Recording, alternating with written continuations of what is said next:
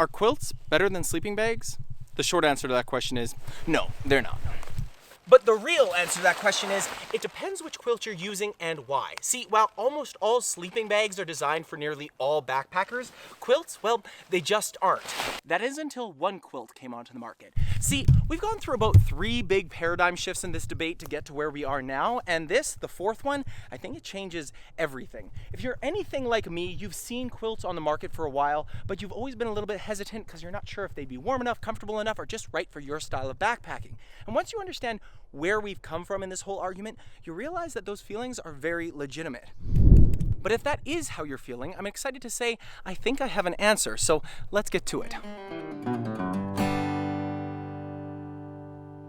Hey everyone, welcome to the Backcountry. My name's Jesse, and on this channel we're all about getting beginners backpacking. And if you're anything like me, when you think backpacking, you think setting up your tent, inflating your sleeping pad, and climbing into your sleeping bag for the night, because that is still the way the majority of backpackers do things. See, sleeping bags have been around for thousands of years, but the first big paradigm shift came along when sleeping bag manufacturers decided to design a more efficient and lightweight option for backpackers, and the mummy bag that we all know and love was born. And for decades, that was the standard for backpackers, until some guys came along and said, I don't want to sleep in a tent anymore. I want to sleep suspended in midair between 2 trees, and hammock camping was born. That's the second big paradigm. See, hammock campers quickly realized they didn't need a big bulky sleeping bag. All they needed was the underquilt, the insulation underneath them, and a light quilt on top of them, a top quilt. And the top quilt was born for hammock campers. That's where the third paradigm shift took place. Some well-meaning thru-hiker or ultralight backpacker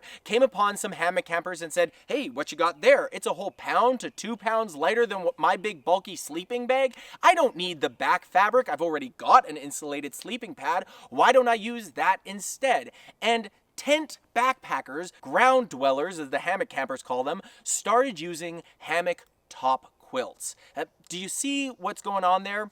A tent camper started to use something that was designed for hammock camping. Now, over the years, quilt manufacturers have created a few tweaks and gimmicks to help make quilts a little bit more comfortable for ground dwellers. Most notably, the pad strap was born, which is essential if you're going to use a top quilt on the ground. But this is where the 4th big paradigm shift has taken place. See, my buddies over at Outdoor Vitals, Tayson and Brigham and the whole team, decided to go back to the drawing board and redesign the top quilt from the ground up. Literally, from the ground up. They wanted to create something that wasn't for hammock campers and had just been tweaked to try to work with ground sleepers. They wanted to create something that was designed for sleeping on the ground, which is how the majority of nearly all backpackers still sleep, and design something fit for them, but that could also be used for hammock camping. Do you notice the difference? And that's where the Outdoor Vitals Stormloft top quilt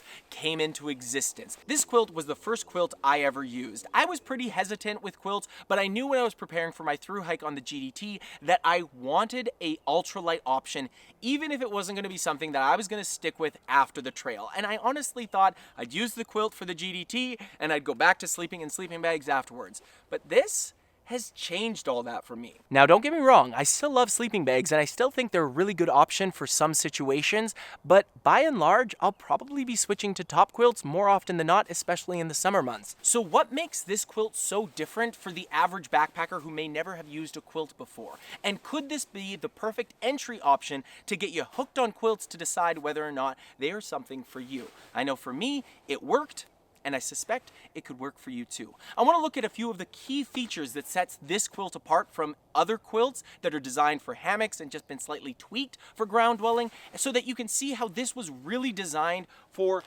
sleeping on the ground in your tent and can also still be used in a hammock. So let's look at a few of the features as well as perhaps a few of the drawbacks. Let's get to it. Now, the first thing I want to draw your attention to is the footbox, because I think this is one of the most easy ways you can tell that this was designed for ground sleepers. See, it's not a square and it's not a circle, it's this trapezoidal shape where it tapers towards the bottom. And when you think about it, that's how your feet lay when they're laying on their heels and you're laying on your back. They naturally spread and and create this trapezoid. This is a really ingenious design because it means there's less space for your feet to have to warm up. Which means no more cold feet. And that was one thing that I noticed early on that I actually just really liked. You'll also notice that there's actually 4 different sets of baffles as well as a 5th draft collar. You've got the feet, the legs, which go horizontally, and then 2 sets of vertical torso baffles here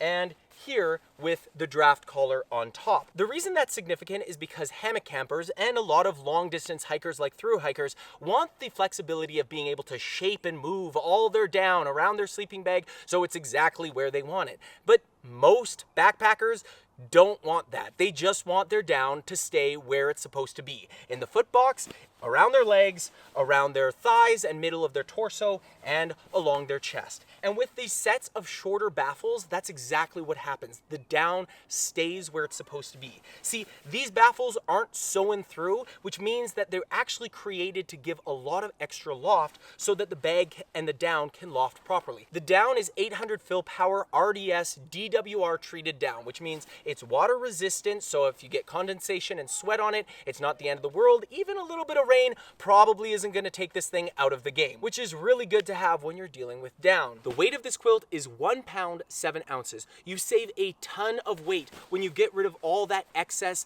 back fabric that you don't need because you have the right insulated sleeping pad. The key to using quilts and every sleeping bag is to have a properly rated sleeping pad as well as the right base layers while you're sleeping. Like I said, this is the quilt I used the entire length of the GDT throughout the Canadian Rockies, and it's rated to 15 degrees Fahrenheit, which is actually lower than many quilts, although it's not ISO or EN rated. However, I did take it below freezing on multiple nights, and all except one I was plenty warm, but the issue that night was because I didn't have a properly rated sleeping pad and I didn't expect it to get cold that night, and it did, and I was cold. So having the right sleeping pad is key. Okay, but this is where the design really changes things up, because drafts are always something that everyone with quilts are always kind of concerned about. They don't want that little bit of cold air coming in. And the reality is, I can't say that this will never give you a draft. If you move enough, if you lift up your knees, if you do something,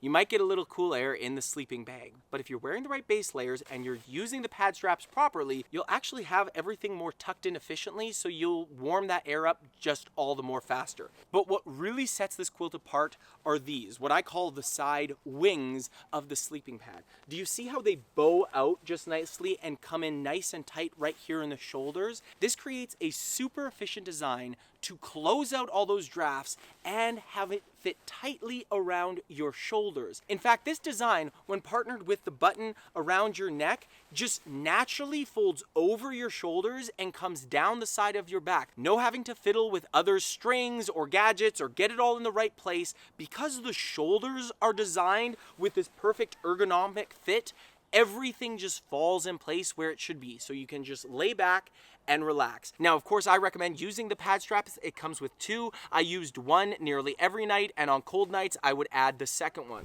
Okay, what about the features I wasn't crazy about, or maybe a few tweaks that could be made down the road? The first one would have to do with the draft collar. Now, I'm really thankful that this has a draft collar. It's actually really awesome. The cinch is in the middle. You can cinch it all really nice and tight around your neck, just like this. And it keeps all those extra drafts out so that you can just roll your shoulders back, like I said, and just fits nicely down your back.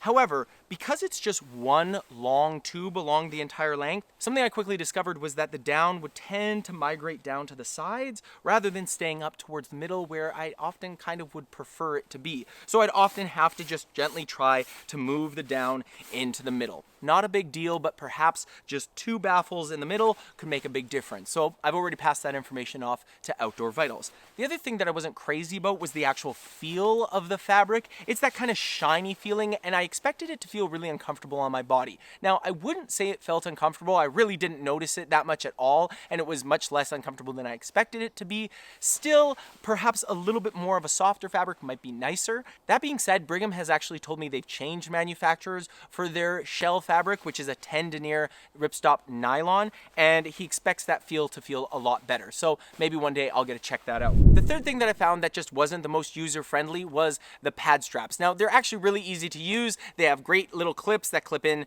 to the sleeping pad just fine, and you can easily take them out, and they worked well on all the different sleeping pads I used. However, I found that the actual sliding mechanism was just a little grippy, which in some ways is a good thing. You don't want it sliding around while you're sleeping, but I almost found it too grippy to be a little bit too difficult to slide on the pad strap itself. Now, I'm really thankful that it comes with 2 pad straps. I highly recommend using them, and in the end, it's really not that big of a deal. You can actually wrestle with it or do what I did, which was just tie a little knot in it to make it the right size for you and have that underneath your pad so you never have to feel that knot. I do think that's being pretty nitpicky on my part, but I do think it's worth mentioning, although I've talked to other people and they haven't had the same issue that I have, so maybe it's just me. At only $245, this is a high-performance quilt that's designed for you, whether that's sleeping in a tent or sleeping in a hammock. And if you're like me and you're a little bit hesitant about quilts, I think this is the great quilt to get you in the quilt game so that you can experience them and decide whether or not they're right for you. I know it's won me over to the quilting game, and I'm excited to see what else is out there. If you're looking to get backpacking or just upgrade your systems, I've reviewed a bunch of different gear right here, and I'm always adding to this playlist as I go along, so feel free to check it out, and I'll see you in the next one. But remember, keep moving forward.